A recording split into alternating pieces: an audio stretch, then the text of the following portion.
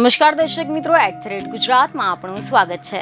બનાસકાંઠાના ભાભરમાંથી એક ચોંકાવનારી અને શરમજનક ઘટના સામે આવી, જેમાં ભાભરમાં જૈન સમાજની સાધ્વીઓ સાથે બે નરાધમોએ છેડતી કરવાનો પ્રયાસ કર્યો હતો। તમામ સમાજને શર્મસાર કરતો આ કિસ્સો સામે આવતા જૈન સમાજ જ નહીં પરંતુ અન્ય સમાજના લોકોમાં પણ ભારે રોષ જોવા મળી રહ્યો છે। ત્યારે આ ઘટનાને લઈને બનાસની બેન એટલે કે બનાસકાંઠાના સાંસદ ગેનીબેન ઠાકોર પણ ખૂબ જ લાલધૂમ થઈ ગયા છે। આ ઘટનાને તેમને સખત શબ્દોમાં વખોડી છે। આ સાથે જ આરોપીઓને તાત્કાલિક ધોરણે ઝડપથી કડકમાં કડક કાર્યવાહી કરવામાં આવે તેવી માંગ કરી છે। ગઈકાલે ભાભર રોડિયાનગર જે વિસ્તાર છે એમાં જૈન સાધ્વીજી સાથે એક એ પ્રકારનો જ કહેવાય કે છેડતીનો જે પ્રયાસ અસામાજિક તત્વો મારફત જે ઘટના બની એ દુઃખદ ઘટના છે। કોઈ પણ સમાજનો હોય, કોઈ પણ ધર્મનો હોય, ત્યારે ધર્મ પણ સુરક્ષિત નથી એ આ ઘટના દર્શાવે છે। હું પોલીસ તંત્ર પાસે અપેક્ષા રાખું છું કે 24 કલાકની અંદર આ જે આ કૃત્યો કરવાવાળા લોકો છે એમને પકડીને જેલના હવાલે કરવામાં આવે।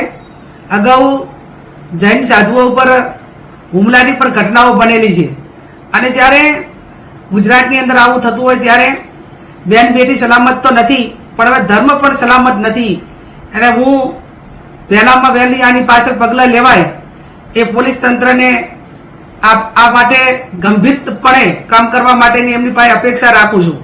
અને 24 કલાકની અંદર આ ગુનેગારોને પકડવામાં નહીં આવે તો એક મહિલા તરીકે જે સંવેદના હોય એ સંવેદના સાથે જે જૈન સમાજના જે આગેવાનો હોય કે અન્ય હોય એમની સાથે ચર્ચા કરીને પોલીસ સ્ટેશનમાં બેસવું પડે તો બેસીને પણ આ ગુનેગારને પકડાવવા માટે અમારે જે મદદ કરવાની થતી હોય અમે જૈન સમાજની સાથે છીએ, સાધ્વીજીની સાથે છીએ।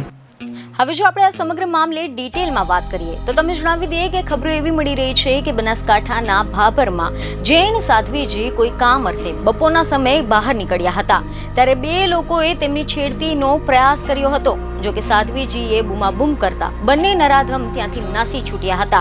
આ ઘટનાને લઈને લોકોમાં ભારે આક્રોશ જોવા મળી રહ્યો છે। લોકોએ આરોપીઓની ધરપકડ અને કડક સજાની માંગ કરી છે। ત્યારે હવે આ મામલે સાંસદ ગેનીબેન ઠાકોરની પણ પ્રતિક્રિયા સામે આવી છે, જેમાં રિપોર્ટ એવા મળી રહ્યા છે કે સાંસદ ગેનીબેન ઠાકોરે એવું જણાવ્યું છે કે હવે ધર્મ પણ સુરક્ષિત નથી। હું જૈન સમાજની સાથે છું। 24 કલાકની અંદર આરોપીઓની ધરપકડ થાય અને તેમને કડકમાં કડક સજા કરવામાં આવે। આ મામલે ન્યાય માટે જો જરૂર પડશે તો પોલીસ સ્ટેશનમાં પણ બેસીશું। તમે જણાવી દઈએ કે આ શરમજનક ઘટનાને લઈને આચાર્ય વિજય સોમ સુંદર સુરજીએ પણ ચિંતા વ્યક્ત કરી હતી। આ મામલે પોલીસ દ્વારા પણ આરોપીઓને ઝડપી પાડવા માટે ચક્રો ગતિમાન કરવામાં આવ્યા છે। બીજને ખબર સાથે ફરી મળીશું। ધન્યવાદ।